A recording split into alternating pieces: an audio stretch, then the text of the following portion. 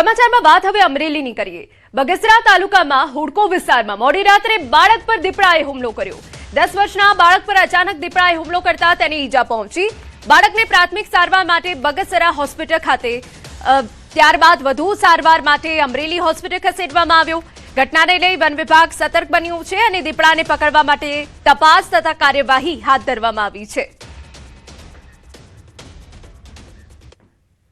समाचार अमरेलीमांथी हड़काया श्वाने आतंक मचाव्यो। बगसरामां 10 થી વધુ લોકો પર હુમલો। શ્વાને કરેલા હુમલાના ચોંકાવનારા સીસીટીવી સામે આવ્યા। સિંહ અને દીપડા બાદ હવે બગસરા શહેરમાં આતંકી બન્યું છે શ્વાન।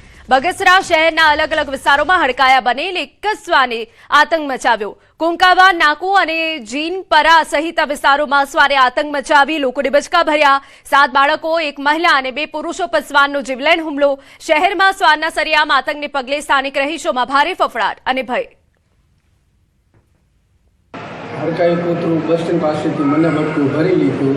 ત્યાર પહેલાં કુકાવન નાકે ટાઈવાળા વિસ્તારમાં 7 થી 8 જણાને બટકું ભરી લીધું। હડકાઈ કૂતરું છે। મારા છોકરાના કૂતરું કર્યું છે, રમતો હતો બરોબર બજારમાં।